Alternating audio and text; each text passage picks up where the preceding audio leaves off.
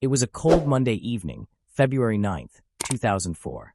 The snow had just started to fall lightly over the rural backroads of Haverhill, New Hampshire. Darkness settled over the quiet woods, and silence blanketed the area, broken only by the occasional hum of a passing car. Somewhere along Route 112, a black Saturn sedan was found crashed into a snowbank.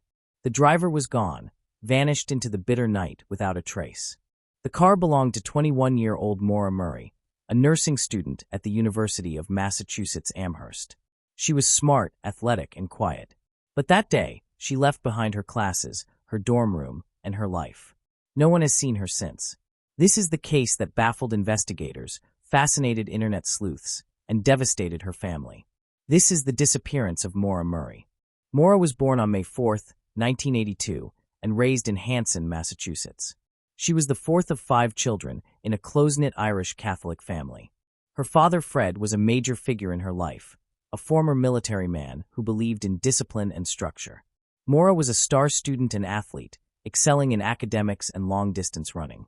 She started her college journey at the prestigious West Point Military Academy, but transferred to UMass Amherst to study nursing. She had a boyfriend, Bill Roche, an Army lieutenant stationed in Oklahoma.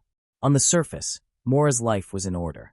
But the days leading up to her disappearance tell a different story, one of unraveling control, hidden secrets, and unexplained behavior. On the evening of February 5, 2004, Maura was working a security shift at UMass when she received a phone call. Minutes later, she broke down in tears. Her supervisor found her disoriented, saying only, "My sister." But when questioned later, Maura's sister said she didn't call. That incident marked the beginning of what would become a deeply concerning pattern. In the following days, Maura began acting strangely. She searched online for cabin rentals in New Hampshire and Vermont. She emailed her professors, claiming there had been a death in her family. There hadn't. She packed up her belongings, withdrew $280 from her bank account, and bought alcohol and snacks. Around 3:30 p.m. on February 9th, she left campus in her black 1996 Saturn and drove north. She didn't tell anyone where she was going or why. At 7:27 p.m., police received a call reporting a car accident on Route 112. A local bus driver, Butch Atwood, had seen a car stuck in a snowbank. He stopped to help and found Maura alone, appearing uninjured but visibly shaken. He offered to call for assistance, but she declined, saying she had already called AAA. He drove home and called 911 anyway. The call was logged at 7:43 p.m. When police arrived at 7:46 p.m., just 3 minutes later, Maura was gone. The driver's side door was locked, the car's windshield cracked, airbags deployed. Her belongings, including a book on hiking, a box of wine, and her phone charger, were found inside. A rag was stuffed into the tailpipe. There were no footprints in the snow, no sign of a struggle, no blood. It was as if Maura had stepped out of her car and disappeared into the night. What happened in those 3 minutes? Did someone pick her up? Did she run into the woods to escape something? Or someone? Did she plan to vanish? Investigators launched a massive search involving helicopters, tracking dogs, and local volunteers. But they found nothing, no scent, no trail, no evidence she had walked into the forest. Days turned into weeks, then months, then years. As time passed, theories exploded.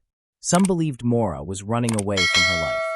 She had recently been caught using a stolen credit card and had crashed her father's car just 2 days before her disappearance.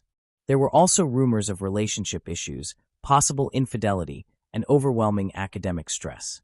Others believed foul play was involved. Could someone have abducted her in those 3 crucial minutes? A serial killer? A local predator? Many believe Maura may have accepted a ride from a stranger, or someone she knew. Then there's the theory that she died in the woods that night, succumbing to the freezing temperatures. But wouldn't her body have been found?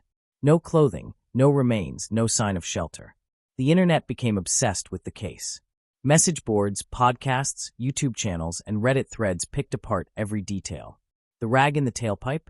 Some said it was a suicide attempt, others that her father had advised using it to stop the car from smoking. Her cell phone records? Full of strange gaps. Her boyfriend? Gave conflicting stories and allegedly received a voicemail days later that sounded like Maura breathing. There was even a tip years later involving a red pickup truck seen in the area that night. Another lead focused on an old A-frame house nearby, where cadaver dogs once alerted to a closet. Carpet samples were taken, but no definitive link was ever found. In 2006, a man allegedly confessed to killing Maura on his deathbed, but the story couldn't be verified. Another man claimed Maura was trafficked out of Canada. Others believe she's still alive, living off the grid, perhaps even with a new identity. Her father, Fred Murray, has remained relentless. He has criticized law enforcement, led personal searches, and appeared in multiple media interviews demanding answers. He believes Maura was abducted and possibly killed by a local person with ties to the community. Maura's case was the first major missing persons case to go viral online. Her story inspired countless amateur detectives to take up the investigation. It also sparked debates about how missing white women are prioritized in media coverage. But beyond the speculation, the websites, and the theories, is a family left with nothing. No resolution. No closure. Just a void. In 2021, the FBI officially opened a case on Maura's disappearance. New evidence was reviewed, and fresh interviews were conducted. Still, there was no break. The timeline remains frozen. 7:27 p.m., car crash. 7:43 p.m., 911 call. 7:46 p.m., Maura gone. 20 years later, the questions still haunt everyone who hears the story. What was she running from? What did she know? Why that road? Why that night? Did someone follow her? Was she planning something we'll never understand? Or was this all a tragic accident that spiraled out of control? Some say she walked into the woods and never came out. Others say she started a new life, far away from the pain she couldn't face. But most agree, someone somewhere knows what happened to Maura Murray.